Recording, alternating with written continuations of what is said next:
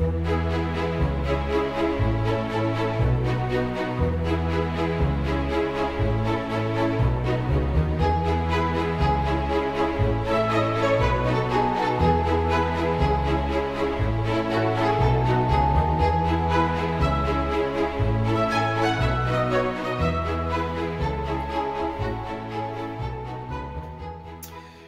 Long, I've asked one of your questions before, and here comes another one that you brought up that actually is foundational to an awful lot of what we're doing in these videos, this series. So let me throw out your question and then try to answer as best I can.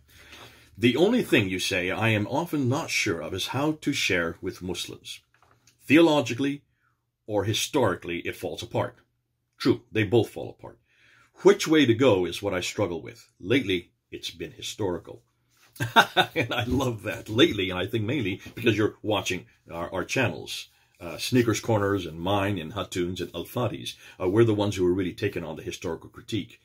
And I think it's good that you're asking which is the better. I'm not going to say which is the better. People, and in some ways, from what we just said in the last video, David Wood and Sam Shamoun are the best when it comes to theological confrontation. They're doing an amazing job of just destroying Islam theologically. Historically, that's our area of expertise. That's my area of expertise specifically because that's the area I did my doctoral thesis in. And it's also the man who really, I followed, Dr. Carl Pfander, the man who gave me the name Pfander for Pfander Films and for Pfander Institute of Apologetics, who was living in the 1800s, this German scholar who could read and speak 7 different languages and spent his whole career studying the historical critique. That's what he did. He was the first actually that I'm aware of. And way back in 1829, he was the one that actually went into the historical critique and actually asked the question that we all are asking today. And he basically, can we trust the story about Muhammad? And can we trust the story about the Quran, how it was put together? And he went right to Ibn Hisham and Al-Waqidi, and he went right to Ibn Ishaq, and he went to Al-Bukhari, and he actually read them in Arabic. He speaks and read and write Arabic, and then he translated them into German and into English. And he did his research in the early 1800s. There were no computers back then. There was no internet. He had to do it all by taking the books and translating them himself. And so he paved the way for the rest of us to then continue with this historical critique. And that's why he said, way back then, we're talking about over almost 200 years ago, he said, we can't trust these traditions. We can't trust the Sirah or the Hadith or the Tafsir or the Tahriq because it's written much, much too late. I wasn't the one that came up with that. He came up with that. And that's why I love referring to him and using his material. But as to your question, which is better to use? Well, I'm a convert of the historical critique, and I'll tell you why, for a number of reasons.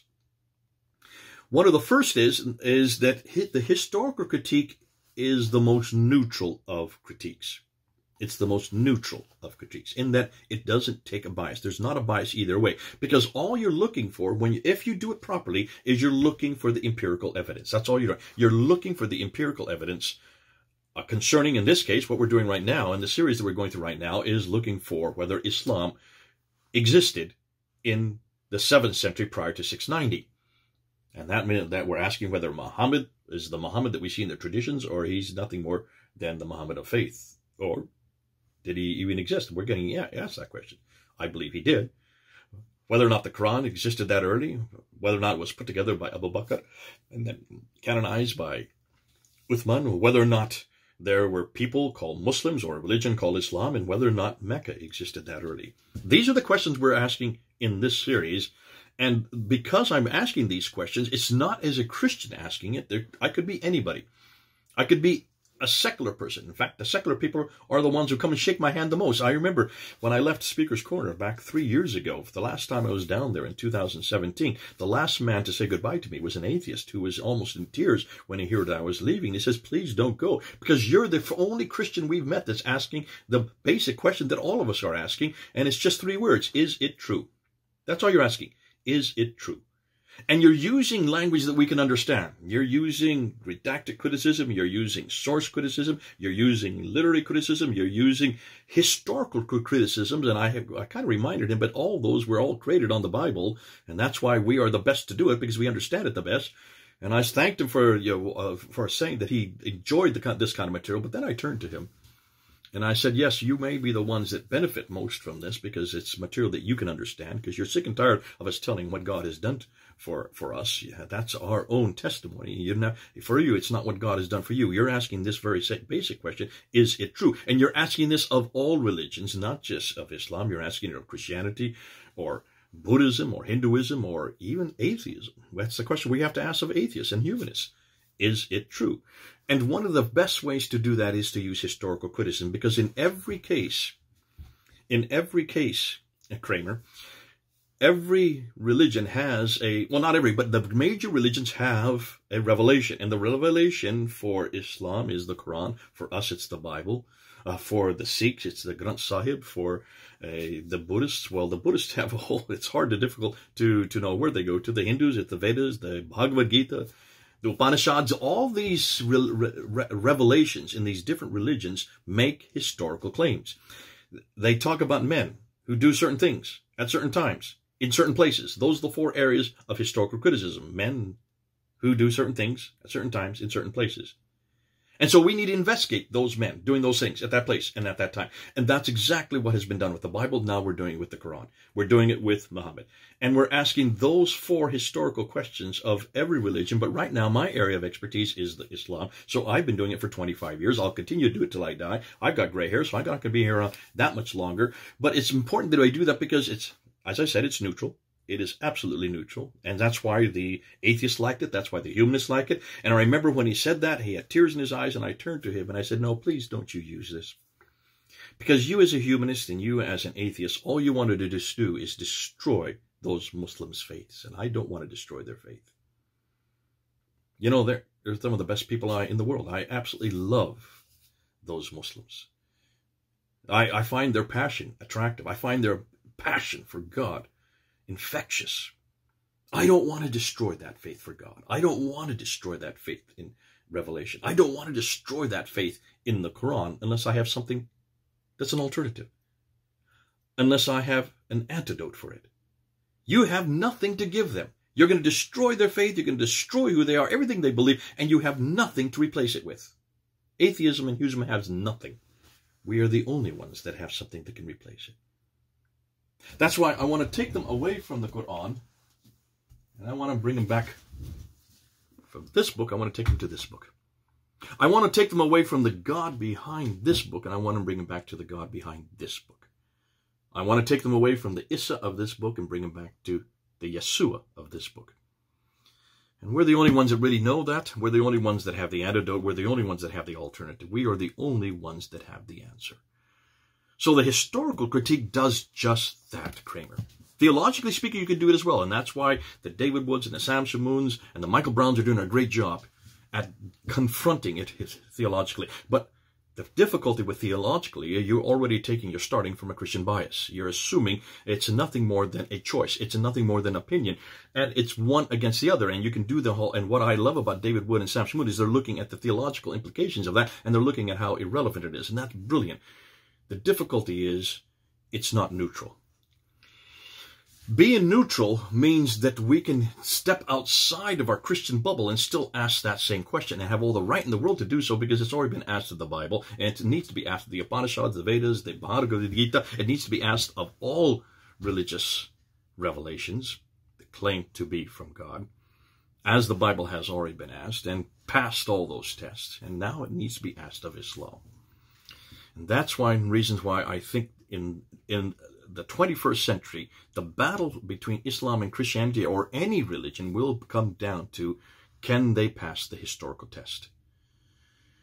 Secondly, not only is it neutral, that's the first, but secondly, it's the one that we're finding are bringing more people to Jesus Christ, because we're finding Muslims all over the world. They're writing, they're emailing. We're finding them. I find them they're texting me. I meet them in airports. It's fascinating. Muslims come up to me and they have given up Islam because they finally realized that this book is written by men. They didn't know that before. they've been told that all their lives it was written that it was eternal, that it was always existed in heaven, that was sent down over a period of 22 years to a man named Muhammad. Now they don't even know whether Muhammad had anything to do with it. And what's more, they have found that it's been changed, manipulated, and created and deleted, and it's been corrupted, and finally was finalized in 1924, but that was only in one city. It was only finalized for the whole world in 1985, just 25 years ago. And so when they're hearing that, they suddenly realize this is not the book that we grew up with. And they look at the God behind this book, and they realize that the book doesn't stand, and of course everything in the book doesn't stand, and that means everything in the book about this man or this God named Allah is not the God for them. And of course, once they get to Muhammad, that's where the debate that we're hearing between Muhammad and Jesus, that's where Jesus comes out on top. But historically speaking, to invalidate the Quran invalidates everything else of which the Quran props up, because the Quran is the basis for everything else that comes after. The Quran is the foundation for Islam. And therefore, Muhammad is dependent on the Quran. Allah is dependent on the Quran. The Issa of the Quran is dependent on the Quran. In fact, everything we know about Islam, the 5 deens, are all dependent on the Quran. And that's why today you're finding more and more Muslims who have already given up the traditions. They don't want to support. They don't want to defend. You're finding Shabid Ali. He doesn't want to defend anymore the Hadith because he can't. It's not defendable because of people like David Wood and Samson Wood have destroyed the traditions. And so they've come back to what they call Quran only. They are now only Quran. And that's why I'm taking on the Quran, because this is the last foundation that needs to fall. Because once this goes, Muhammad goes. And with Muhammad and the Quran, Islam goes. Historically speaking, I think it will be the Achilles heel. It is the Achilles heel of Islam. That's why, Cramer, if you have a choice, stick with the historical critique. Why? Because it is neutral and it is foundational. And because once you destroy Islam foundationally, once you destroy its book, and once you destroy its man, the book of the man, the book of the man, there is no more Islam left. And you then have to come home. You have to come home to the only other book that has passed every one of those historical tests, this book. The only man that has passed every historical test, this man, Jesus Christ. Thirdly then, and I should end with that really, but thirdly I have one more point. And that is because of the fact that we're using the historical critique, and I'm not engaging that much in the theological critique, although I do that, and I'm not saying I don't, and I'm not, don't hold me to that. But because of the historical critique is such an enormously important critique, and because of the fact that it is probably the most devastating, because once you knock out the foundations, everything else comes crashing down. It is the one critique that you can't be sent to prison for. Because everything I'm saying comes from empirical evidence, historical evidence. This is not hatred of Muslims. This has nothing to do with Islamophobia, where I cannot be called, I am all the time, and I've always scratched my head. How can you call somebody who's looking at traditions and asking the historical questions, a question that must be asked of every tradition and every scripture and every person in history? Any historical event or a person or a place needs to be investigated empirically. That is the historical test. How can you call that hatred? How can you call that phobic?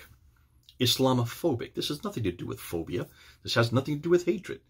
It is the question that must be asked. It was asked of us. We never called anybody a phobic, or had a Christophobic. That word doesn't even exist in our language. We've never at all called anybody who attacked our Lord Jesus Christ historically, or the Bible, or the New Testament, the Gospels historically. We never called them hate mongers, or people of hate. We never need to. That's why, coming back to the historical critique, you've got a neutral material that you're working with that anybody can use. That means that this is also material that everybody can employ. But the Christians are the best at it and need to be so, because they're the only ones that really give an alternative. But also, it is the one that destroys the whole foundations of Islam in one fell swoop. And we cannot be called phobic or hateful, because we're asking the right questions. I hope that helps, Cramer. I know I've gone on a little bit longer, but I thought it was important that we do unpack that, because it is foundational to what we're talking about. Great. Okay, come on board. Let's continue on, and let's bring these Muslims home. God bless you. This is Jathan. Over and out.